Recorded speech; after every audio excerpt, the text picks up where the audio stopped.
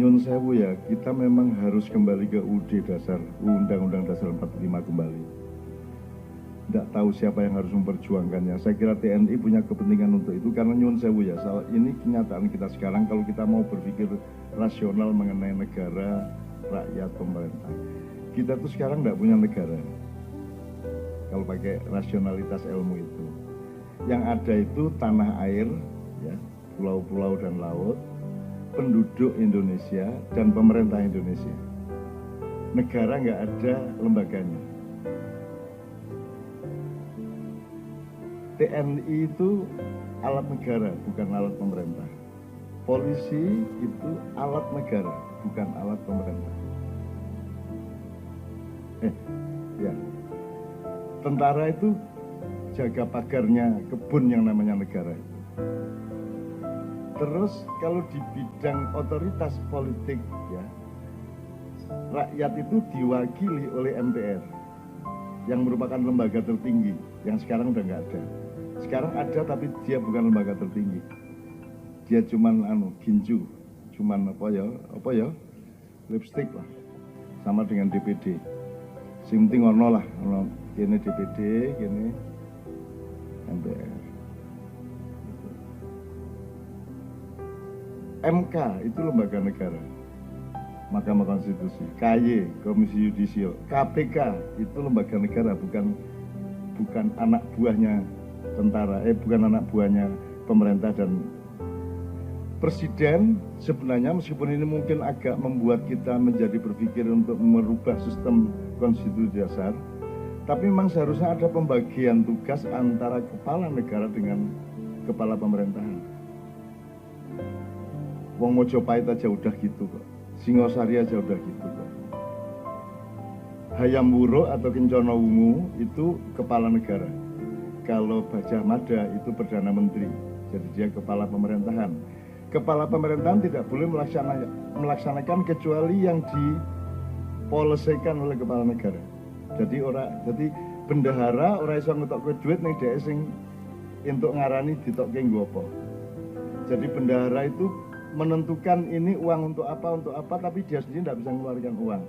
Sementara kasir, itu dia yang melakukan uang, tapi dia tidak bisa menentukan dikeluarkan untuk apa dan untuk siapa. Nah di Indonesia ini, bendahara sama kasir jadi satu. Jadi mudah sekali korupsi, mudah sekali terjadi penyelewengan. Jadi sebenarnya kalau kita boleh berharap kepada TNI, sebenarnya ya, mbuh piye carane Pak, bebarengan ayo mengembalikan yang namanya NKRI harga mati adalah NKRI yang memang sudah didirikan oleh bapak-bapak kita dulu. Sekarang bukan NKRI yang dulu itu. Ya Pak Jana ya. Sekarang bukan NKRI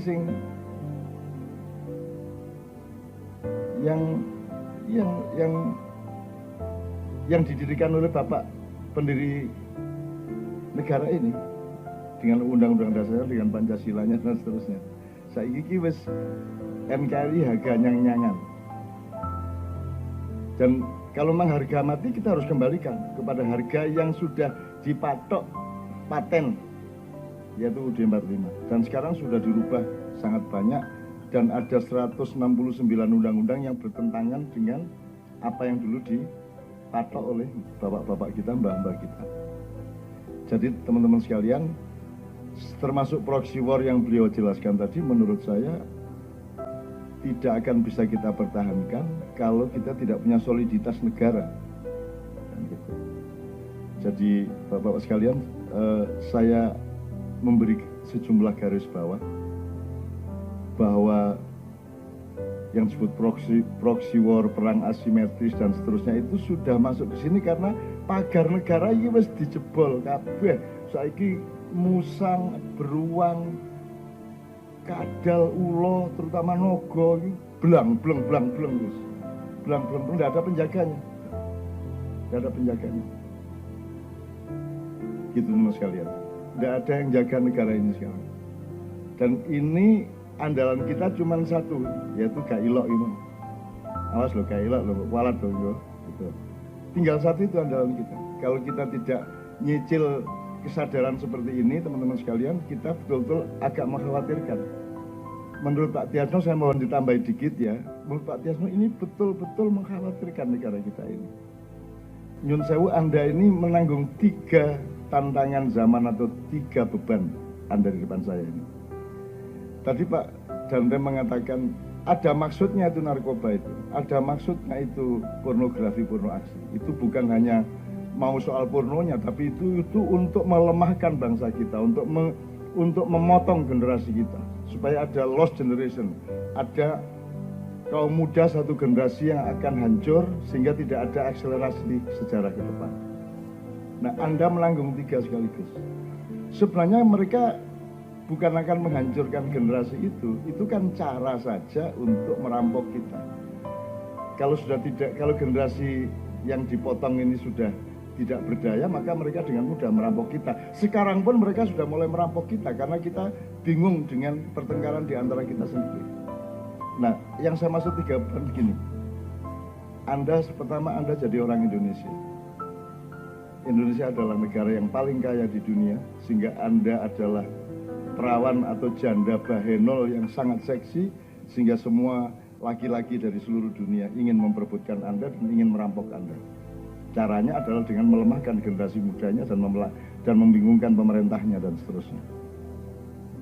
Bahkan kampus-kampus, universitas bisa dijadikan alat oleh mereka untuk menuju perampokan tanah air tadi. Nomor 2, jadi pertama sebagai orang Indonesia Anda menanggung beban sejarah itu. Nomor 2, Anda sebagai orang Islam. Kalau Indonesia itu kaya, Islam itu benar. Seluruh dunia tahu Islam itu benar. Maka mereka tidak mau Islam berdiri dengan benar. Sebenarnya Islam tenan, waduh raiso nyolong itu. Waduh raiso ngene, raiso ngono gitu. Makanya dunia tidak mau sama Islam, kecuali sudah mendapat hidayah utawa kepeksa. Dan mereka tidak bisa menghalangi Islam sebenarnya. Jadi nek kowe maca meme-meme yang menghina Islam ya tenang-tenang baik. Bila bab ora elok lak kualat-kualat dhewe ora masalah. Kalau yang dihina kita baru kita khawatir karena kita bukan Islam. Kalau yang dihina itu Islam, Islam itu bukan milik Anda, bukan milik saya, tapi milik Allah. Jadi urusannya orang yang menghina Islam adalah dengan Allah Subhanahu wa taala. Jadi Anda sebagai orang Islam, Anda menanggung penderitaan yang kedua. Nomor 3, nyun sewu, Anda sebagai orang Jawa. Sebagai orang Jawa, Anda juga tidak diperkenankan untuk membangun peradaban sesuai dengan warisan mbah-mbah kita. Sebenarnya sudah sejak abad 14, abad 16, abad 18, Jawa itu sudah dihancurkan. Anak-anak Jawa dibikin tidak senang kepada Jawa. Dibikin tidak percaya diri sebagai orang Jawa. Ya. Karena kalau Jawa ini mendapatkan supremasi di dunia, Yunani kuno kalah, Cina kuno kalah, Mesir kuno kalah. Karena Jawa ini sudah jangkep, ibarat panganan kiris, prasmanan. Sementara Yunani kuno hanya semangkuk soto, ya lah. Kalau kalau Mesir kuno hanya sepotong roti, dan kalau Cina kuno hanya semangkuk bakso. Nek Jawa kuwi prasmanan, segala macamnya jangkep, dan Jawa tidak pernah ditulis sebagai sesuatu yang seharusnya dalam sejarah dunia. Jawa itu maksudnya Jawa termasuk Madura ya, supaya dia tidak gelisah.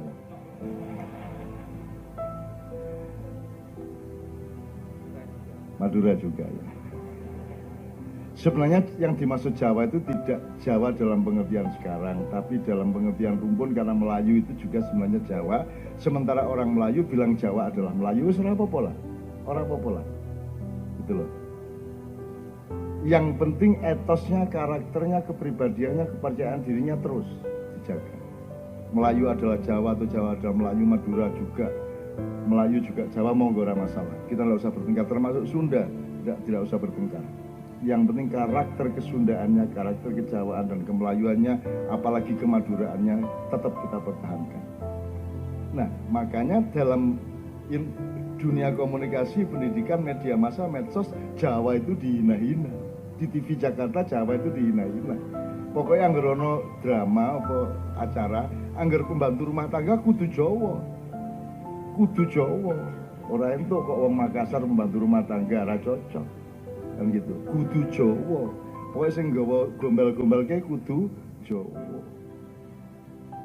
Dan jadi hinaan luar biasa. Untungnya orang Jawa itu lebih luas dari alam semesta hatinya. Orang Jawa itu raiso dikono nggih ngono iki raiso. Wis kok idak-idakan ora mati nek wong Jawa. Wong Jawa ki ora ono matine. Mergo swarga susuk ki isine wong Jawa kabeh. Soalnya wong Jawa ki ora arep menguasai apa-apa, wong Jawa ki senengane mangku to. Abu Dodari kan pengennya dipangku to. Jadi sapa sing paling diterima ning swarga? Wong kono kuwi Abu Dodari. Karena Jawa kan hamengku buana, hamengku bumi, hamengku segala macam. Jadi penduduk surga sudah tahu bahwa yang paling hobi mangku adalah bangsa Jawa. Jadi saya kira yang paling ditunggu oleh bidadari adalah bangsa Jawa. Mulai saiki kowe nek makyahan pangku-pangkuan. Ya toh, ben latihan ya toh. Oke, terus mangku itu juga ada filosofinya. Jangan dipikir mangku itu fisik. Mangku itu adalah Anda ini pengayom, Anda ini pengasuh, Anda ini wong tua sing ngalah. Jawa itu sangat tua, lebih tua dibanding Eropa, apalagi Amerika. Anda lebih tua dan Anda yang mengasuh dunia ini. Jadi kalau Indonesia menjadi mercusuar dunia, maksudnya bukan Indonesia menguasai dunia, tapi Indonesia memangku dunia, menggendong dunia. Oleh karena itu hanya ada di Jawa dan hanya orang Jawa yang bikin lagu tak gendong kemana-mana. Ora mungkin lagu barat tak gendong kemana-mana. Hanya orang Jawa, itu pun Jawa yang lebih tua dari Jawa Tengah, yaitu Jawa Timur. Nah, Jawa Timur lebih tua karena kalau di sini kan Mataram. Ya kalau di sana kan Mojopahit lah paling tidak dalam periode itu. Tadi menurut saya Pak Bhinneka Tunggal Ika itu sebenarnya ya serapopo salah sidik rapopo. Ning karepe apik karepe bener lah. Nah itu bina ika. Ya, bina itu bangunan. Bangunan yang banyak N-nya 2, bina. Ika kui iko kui. That is ya. Zalika atau hadza ya. Bina bangunan itu tunggal gitu ya. Meskipun banyak bangunan tapi dia satu, dia menyatu. Kalau mau dibenerin nanti repot. Bikin surat menyuratnya kan ganti banyak biaya, ben bae ngono ora apa-apa. Sing penting maksudnya bener. Sebenarnya Bhinneka Tunggal cukup aslinya tapi ya ora apa-apa lah. Kalau mau cocok lagi bukan Bhinneka Tunggal, Pak. Bhinneka Esa. Kalau ketuhanan yang Maha Tunggal. Itu Pak Tiasno nyuwun sewu tapi iki ya ming wong rewel. Terus kayak ngopo kayak lah iya tapi nek Allah kamu bilang Esa ya salah. Karena Esa ada 2, ada 3, ada 4 Esa, ada Dwi, ada Tri, ada Catur, ada Sapta dan seterusnya. Kalau tunggal ora ono lorone. The only itu tunggal.